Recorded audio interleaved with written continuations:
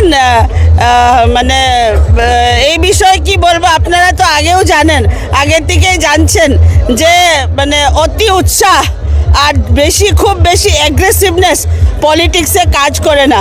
পলিটিক্সে মানুষের মনের কথা যত ইজিলি মানুষের কাছে প্লেস করতে পারে, মানুষ তাকেই আপন করতে চায়।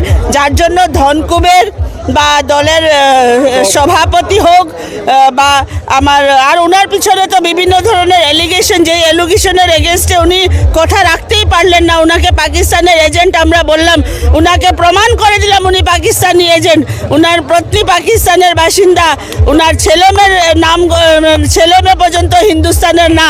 এইসব বিষয়ে যখন বলা হলো, তারপরে উনি নিজের ক্ল্যারিফিকেশনে কিছু বলতে পারলেন না।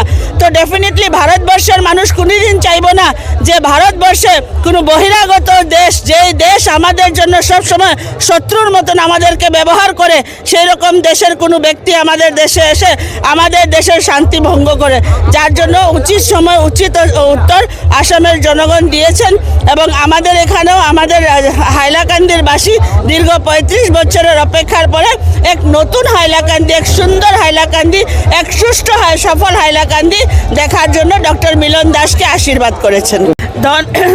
ধনকুবেরের বিরুদ্ধে গরিব ছেলের জয়। আপনারা সবাই জানেন যে ডক্টর মিলন দাস একটা মিডল ক্লাস ফ্যামিলির থেকে উঠে আসা যুবক, এবং ওনার ভিতরে এইভাবে সমাজের জন্য বা দেশের জন্য কাজ করার উৎসাহ ছিল, ইচ্ছা ছিল, যেটাকে দলের টিকিট দিয়ে দল স্বীকৃতি দিয়েছিল। এবং মানে কুবেরপতির সঙ্গে আজকে সাধারণ ঘরের সাধারণ পরিবারের এক ছেলেকে সমগ্র হাইলাকান্দিবাসীর জনগণ আশীর্বাদ দিয়েছেন, সেটা বহুত বড় বিষয়। আর যার জন্য সকলের আশীর্বাদ পাওয়ার জন্য আজকে ডক্টর মিলন দাস হাইলাকান্দি সমষ্টির বিধায়ক নির্বাচিত হয়েছেন।